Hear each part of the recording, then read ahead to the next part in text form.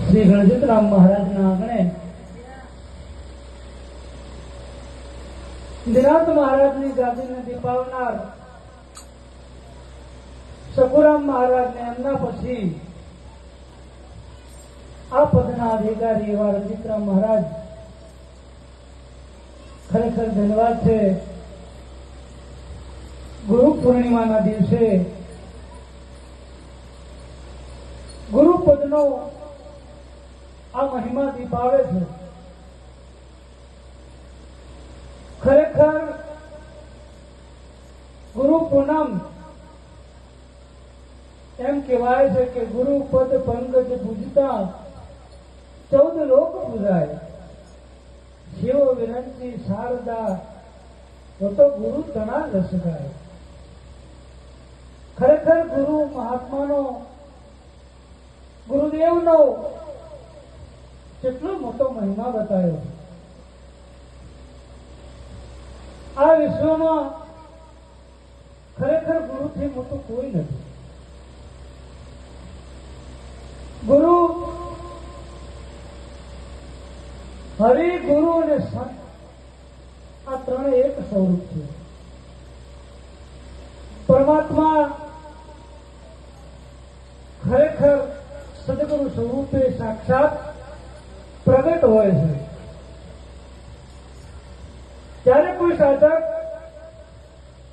સદગુરુ મહારાજના શરણમાં જાય તો એને દ્રષ્ટિ આપવામાં આવે છે અને એ દ્રષ્ટિથી એ જોવે તો આખું વિશ્વ એને ગુરુમય દેખાય છે.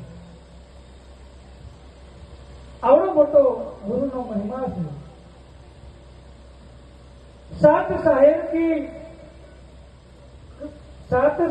की शाही करो कलम करो वन राय.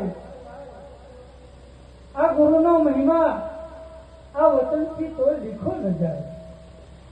આ કોઈ ખરેખર આનો કોઈ વર્ણન થઈ શકે એવું નથી.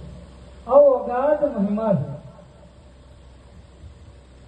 આ જગતમાં ગુરુ પૂર્ણિમાનો મહિમા ભગવાન વેદ વ્યાસ આજના દિવસને વ્યાસ પૂર્ણિમા પણ કહેવામાં આવે. 18 શાસ્ત્રો, 4 વેદ આવા ઘણા બધા મહાન ગ્રંથોની રચના કરી. એમને સંતોષ ના થયો. એમ થયું કે ખરેખર મને હજુ શાંતિ કેમ થતી નથી. ત્યારે નારદ મુનિની પ્રેરણાથી ભગવાન નારદ મુનિએ કહ્યું કે પ્રભુ, એક એવો મહાન ગ્રંથ રચો કે જેનાથી આપણને ભીતરમાં આનંદ અને શાંતિ આવે. અને છેલ્લે એમણે શ્રીમદ ભાગવત મહાપુરાણની રચના કરી અને એમાં પરમાત્માના અનંત લીલાઓનું વર્ણન કરી અને પોતે પોતાના નિજાનંદમાં આનંદમાં આયા. અને ખરેખર ત્યારથી એમને આ વ્યાસ પૂર્ણિમા, આ ગુરુ પૂર્ણિમાનો તહેવાર ઉજવવામાં આવે છે. સતગુરુ એટલે શું? ઘણી વાર એવા પ્રશ્નો થતા હોય કે જગતમાં ગુરુ તો ઘણા થાય. આમ તો નવદા ભક્તિ બતાવી કૃષ્ણ પરમાત્માએ રામચંદ્ર ભગવાને સબરીને પણ બતાવી. 7 પ્રકારના ગુરુ બતાવ્યા છે. એમાં જન્મદાતા, માતા પિતા, આ જન્મ કરાવનાર, નામ ધરાવનાર, ભણાવનાર, આમાં ખરેખર આવી રીતે અનંત ગુરુઓનો મહિમા છે. પણ બધા ગુરુઓમાં એક એવી ભૂમિકા છે કે જે પોતાના નિજ સ્વરૂપનું, જે પોતાના આત્મ સ્વરૂપનું માન કરાવે છે.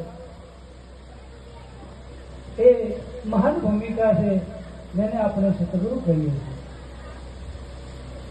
સતગુરુ એટલે એવું નથી કે કોઈ દેહ હોય.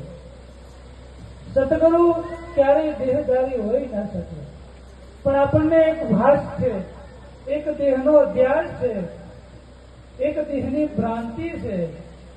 ઘાટે ઘાટે પરમ તત્વ પરમાત્મા બિરાજમાન છે, પણ જ્યાં સુધી આ અનંતનો મહિમા, આગાજનો મહિમા કૃષ્ણ પરમાત્માએ અર્જુનને દિવ્ય દ્રષ્ટિ આપી, ત્યારે એને અર્જુન અને કૃષ્ણ બંનેનો ભેદ મટી અને એક સ્વરૂપનું ભાન થયું.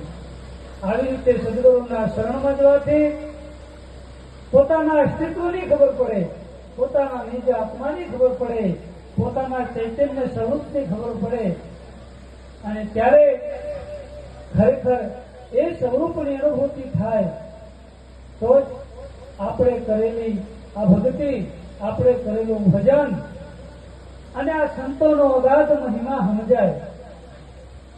ખરેખર આ મહિમા શાના માટે છે? આ બધાએ કીધું ને, જગતના તમામ કાર્યો એક જ વસ્તુ માટે છે. એક સંત બોલ્યા છે કે હે કર તત્વ પ્રગટ